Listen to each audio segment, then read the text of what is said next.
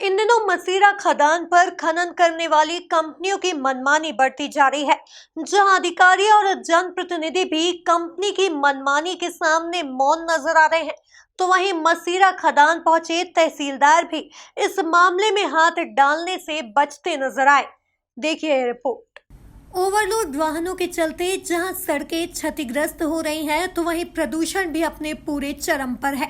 इतना ही नहीं, भंडारण के कारण हरा भरा जंगल भी अब धीरे धीरे अपना अस्तित्व खोने लगा है।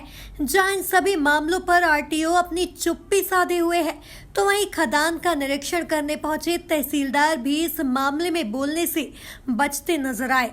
बंसी कंस्ट्रक्शन पता चला है कि इनका अभी यहाँ पे ठेका मंजूर हो चुका है। उसी का खेत वो चल रहा है, खदान काम चालू है सर। काम चालू है।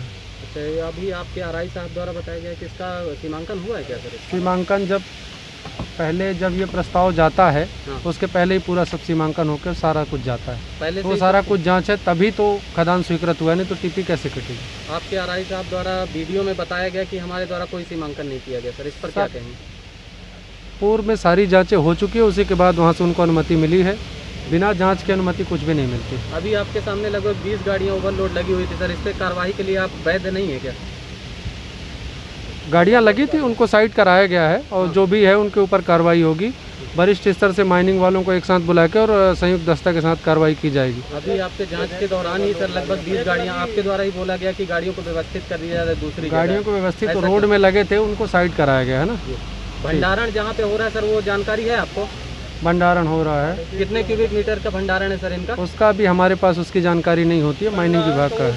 अच्छा, वो फॉरेस्ट के लगभग 100 मीटर के पास में है सर भंडारण इनका। ठीक है, वो सब अनुमति सब माइनिंग से होता है, हमारे यहाँ से नहीं होता।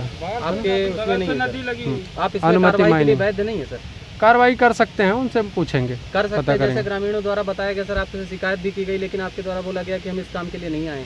नहीं, किसने कहा? भाई आए हैं। हाँ। और अभी हम देखा है, उनसे कुछ पता करेंगे, बाकी माइनिंग को सूचित करेंगे तो वो भी आके कार्रवाई करेंगे। नहीं, आपके द्वारा इस पर कोई अभी एक्शन लिया जा रहा है सर? अभी नहीं लिया जा रहा, चूँकि अभी टीकाकरण चल रही है सर, पूरा मीडिया यहाँ पे घूम रहा है। हम बिल्कुल माइनिंग को हम सूचित करेंगे, संयुक्त कार्रवाई करेंगे उनके साथ आगे, है ना? ठीक सर जी। जैसा कि मैं जानता हूं श्रीमान जी, बोलिए थोड़ा। जैसा कि मैं जानता हूं, माननीय तहसीलदार महोदय और माननीय थाना प्रभारी महोदय हमारे यहाँ ग्राम पंचायत मसीरा वनोपज जांच नाका पे आए हुए हैं। हमने उनको अवगत कराया कि श्रीमान जी, ये हमारे ग्राम पंचायत मसीरा में अवैध रेत का उत्खनन किया जा रहा है, और उनके समक्ष दिखाया भी गया कि ओवरलोड गाड़ियाँ भी खड़ी हैं।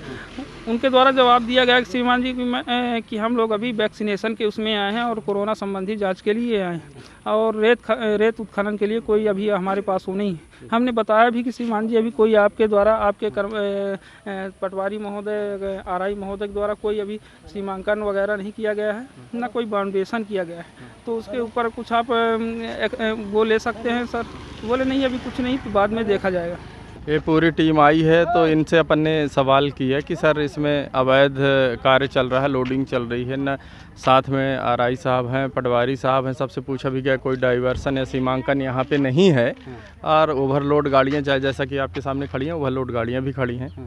और इनसे सवाल भी किया गया, तो आप बोल रहे हैं कि अब देखेंगे, हम इसकी कार्यवाही बाद में देखेंगे। और ये सब कुछ सामने हो रहा है, किसी को बताने की ज़रूरत नहीं है, आप देख सकते हैं। कितनी देर से तहसीलदार और आरआई ये तकरीबन 1 घंटे से यहाँ खड़े हैं। कौन कौन मौजूद हैं? आरआई साहब हैं, पटवारी साहब हैं, तहसीलदार साहब हैं, माननीय टीआई साहब हैं, सभी कोई हैं। ये रेत खदान देखने गए क्या? रेत खदान देखने नहीं गए ना, उस विषय में कोई चर्चा करना चाहते हैं। खदान में काम चालू है? खदान पे कोई काम, हाँ काम चालू, मशीनें ऊपर कर ली गई हैं। अधिकारियों को देख के 5-5 मशीनें खदान में अंदर हैं, जबकि मशीन अवैध है, यहाँ अलाउ नहीं है मेरे हिसाब से, क्योंकि पिछले साल एसआर ग्रुप का काम चला है, कोई मशीन अलाउ नहीं थी। आरआई साहब ने क्या बताया आपको? आरआई साहब ने वो तो कहते हैं हमको जानकारी नहीं है। आरआई साहब से भी मैंने सवाल किया, पटवारी साहब से, हमको कोई जानकारी नहीं है इसकी, कोई नहीं अभी बताया उनने, कोई सीमांकन और डाइवर्सन नहीं है यहाँ का। पिछले कुछ दिनों से रेत खनन करने वाली कंपनियां अपनी मनमानी कर रही हैं, जहां धड़ल्ले से ओवरलोड वाहन नियमों की धज्जियां उड़ाते हैं, तो वहीं जिम्मेदारों को इसकी भनक तक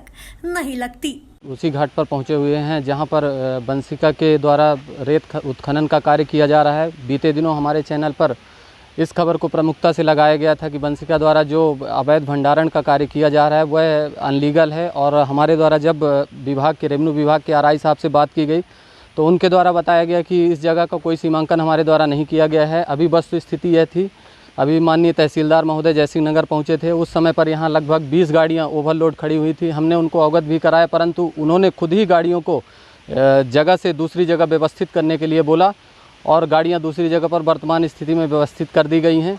अभी नदी में 4 पुकलेन मशीन लगी हुई थी। जैसे बीते 1 घंटे पहले हम यहाँ पर पहुँचे थे पूरी टीम के साथ, तो लगभग 5 मशीनें नदी के ऊपर लगी हुई थी।